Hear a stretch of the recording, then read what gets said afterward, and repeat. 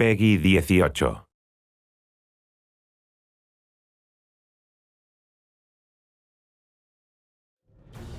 most versatile, explosive action hero around. Yeah, that's a tough question. Badass. I mean, he isn't really a good guy, is he? We are focusing a little bit more on Rico this time around to show him his personality that has sort of been hidden in the first two games. Rico is really a guy who can be super evil and a not very pleasant person, and he can be a really nice guy, but that's all up to the player. I want to say he's a badass, angry, crazy, anti-hero-ish sort of, but he wants to do the right thing, but he has crazy ways of doing it.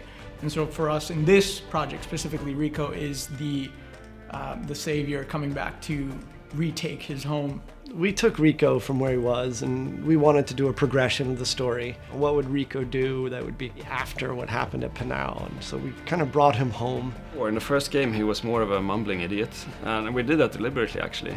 We did want to tone down his persona and let the world be the character, and that's sort of been the character of the Just Cause games until now. He's gotten older. He's, got his scars from all his years in Panau and San Espirito, and we wanted to give him that background. What would it be like if you were a person who had set off a nuke twice?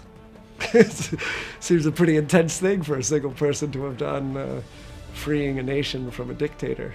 That's our core development within Rico, is to give him that real grounding. We looked at Rico, obviously we did all the graphic stuff that we wanted to do. We improved the amount of triangles that we use for him, so the number of poly counts, and updated everything from his hair to his beard to his outfit, and all the little things that we can animate on him. We probably have over 2,500 animations now for a single character, but he's a complex character. He can do anything, anytime, and we wanted to ensure that responsiveness was still a part of that. I pull the trigger, I'm always shooting, no matter what state I'm in.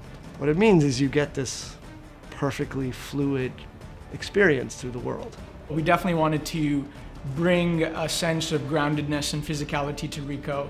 We wanted to give him real weight in what he was doing in terms of the animation tech that we developed, and also the animations. And we're using real motion capture now, which was really a big step up in terms of the projects. But what we didn't want to lose was the responsiveness. We didn't want to lose his ability to do things quickly, move quickly.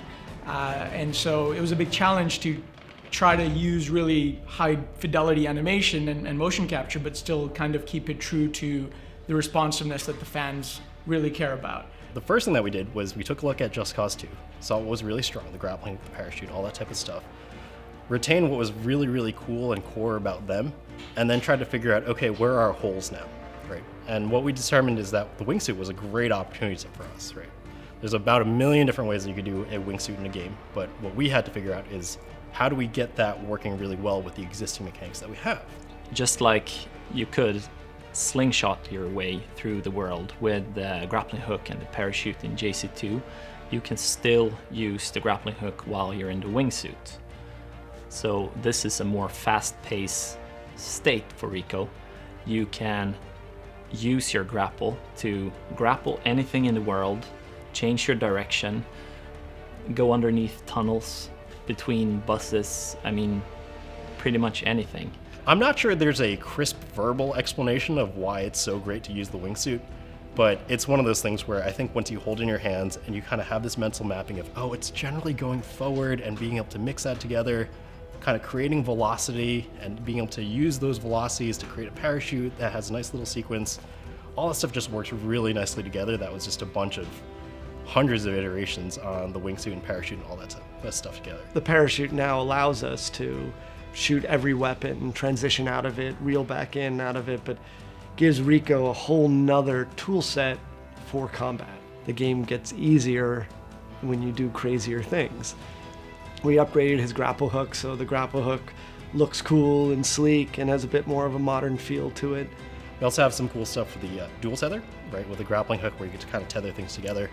First, we took a lot of inspiration from the modding community. We let you have more tethers, and it turns out they're absolutely right, like they usually are. And it is more fun to be able to have more than one tether. One of the things we wanted to make sure was moving around the world in a very vertical world in this playground had to be amusing. And a lot of games do an open world, but then it can be a little tedious, and after a while you just start jumping around using fast travel. We wanted to try to create an experience where just moving to the other position was fun. That piece of picking up a controller and just having an enormous amount of fun is why we're all in this business to start with.